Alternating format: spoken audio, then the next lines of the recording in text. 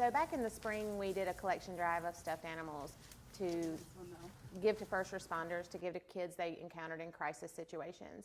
And we had about 15 collection boxes set up around the York County area and collected over 3,000 stuffed animals.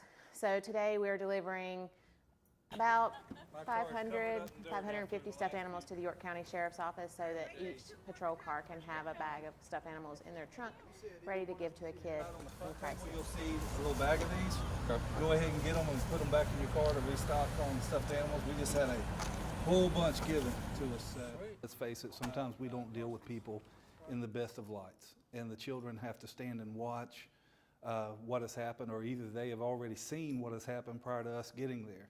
You know, having these in hand, in our vehicles, things of that nature, allows us to hand it off to the children and instantly change their perception of us, number one, because it allows us to say, hey, we're friendly, and here's something, you know, to help kind of seal that bond. This was all started to be done in honor of Detective Mike Doty, as well as my daughter, Karson. Both were killed within a week of each other back in January.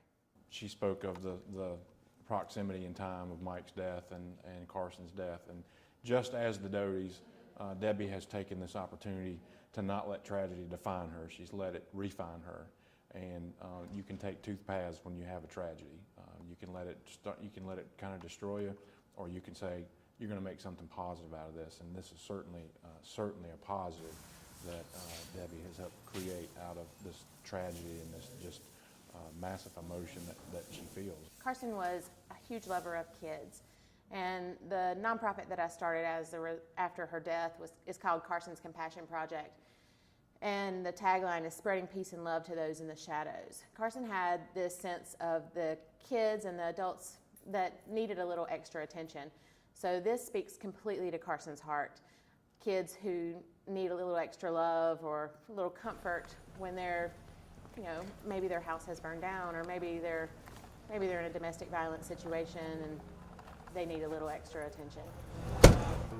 You know, in a way, even though he's not here, he's still taking part, still helping, just like Karson is, and that means a lot to the families I know that are out here, but it also gives them an opportunity to help these families that are going through similar situations or situations that they just have nothing at all and feel like they have lost everything, especially in a fire or something like that. You know, and you can take this and give it to a child, you know, and in a child's eyes, these get love every time. So it's able to take their mind off of what they've just gone through and put it into a different perspective and remove them from that situation, even if it's just for a few minutes. When you can give a stuffed animal to a child and you know that it makes a difference, even momentarily in that child's life, that's an extension of Carson's love and passion for children. And so we will not remember the violent nature that Karson lost her life. We will remember Karson as still given to young children. Multiple stuffed animals. Some are big and some are small. Yeah, some days we will go and we won't give out any. Other days we will go through and we'll give out everything we've got in our car.